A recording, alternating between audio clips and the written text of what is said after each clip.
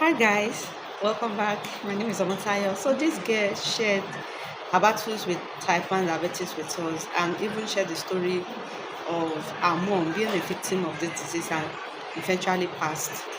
So, and I saw this comment. Do you know that this comment is one of the reasons why we keep having high mortality, lots of complications due to this disease? So this is a true life story of how I actually found out that I was diagnosed with diabetes type 1. Everything I'm going to be telling you is actually true. So I found out I was diabetic type 1 when I was in JS3.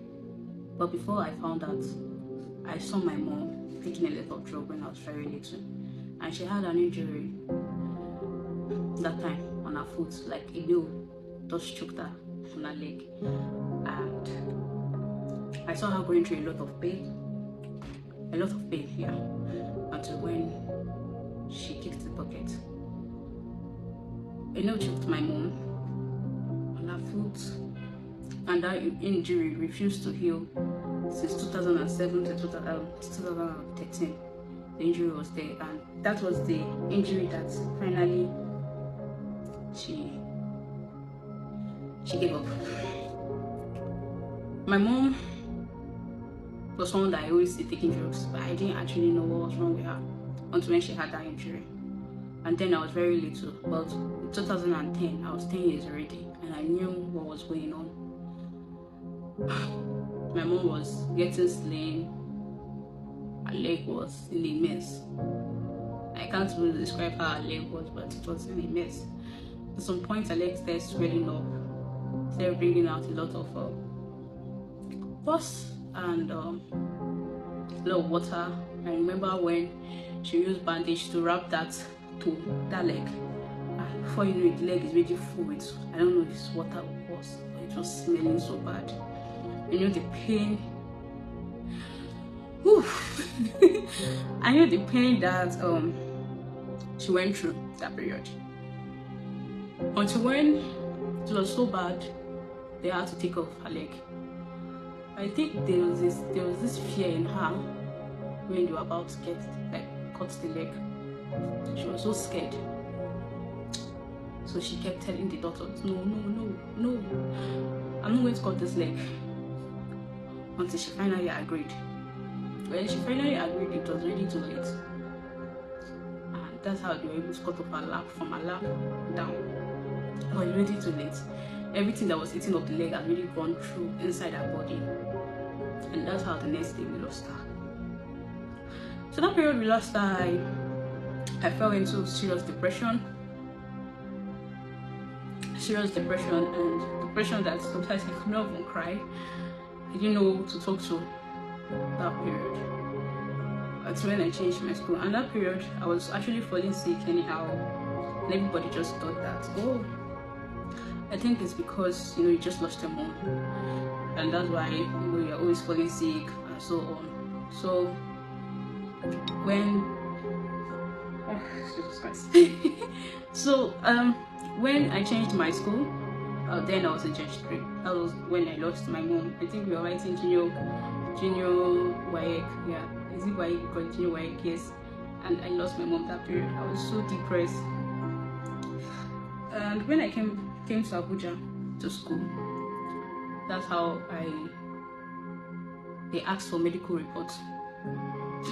And when they asked for medical reports to that new school, we had to go to the hospital to get a medical report. And that's when my uncle that has been training me till now, they are my family, my uncle's family that have been training me, they take me as their own child, decided to take me to the hospital for serious checkup because he knows that I was also falling sick anyhow, and decided to take me to the hospital. So when they took me to the hospital, it started the test, and he told the doctor, please just check her very well.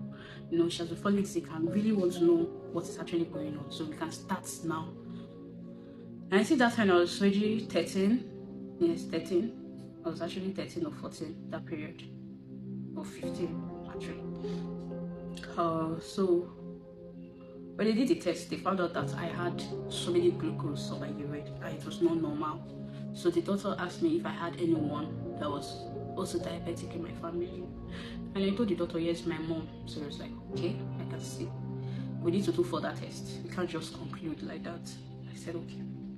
So we did fasting blood sugar at first. But we did fasting blood sugar, it was very high. And the doctor was like, you know what? We're going to do more tests. So check if you're actually diabetic and which type.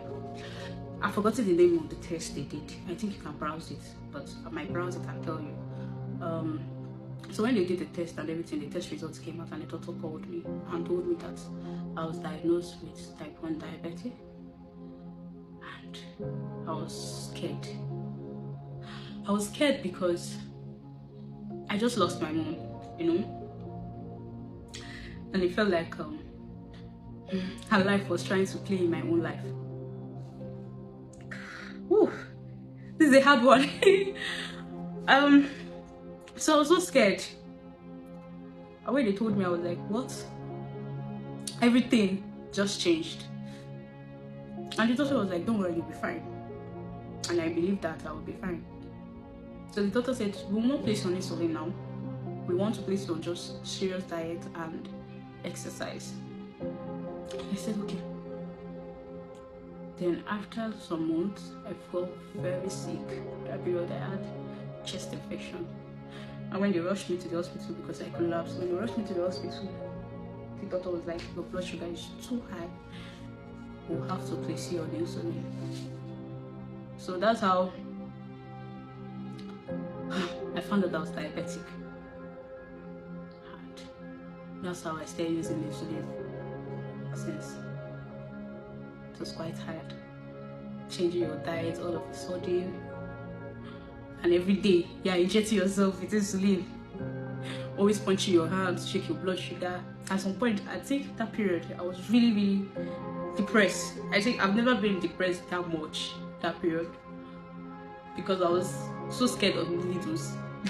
I was so scared of needles that period. But we thank God that over the years I have grown and I'm better. I'm getting better every day.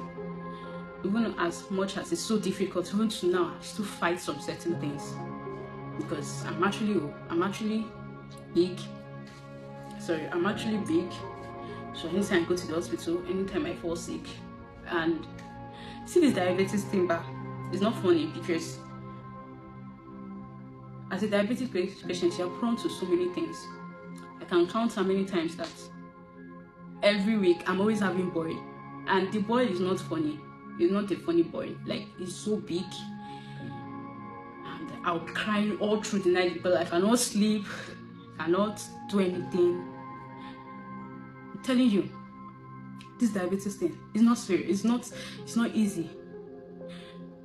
Because even though as much as you're doing diet, if you don't take your insulin, your blood sugar will just get high. Just like that. And it's crazy. Because when I sit down and think about it, it's crazy. It's really crazy. And that's why I'm actually doing this video. That's why I want to share my knowledge. Because I don't want to see other people go through this pain. Hi guys, welcome back. My name is Omotayo. So this girl shared her battles with type 1 diabetes with us and even shared the story of her mom being a victim of this disease and eventually passed. So, and I saw this comment. Do you know that this comment is one of the reasons why we keep having high mortality, lots of complications due to this disease?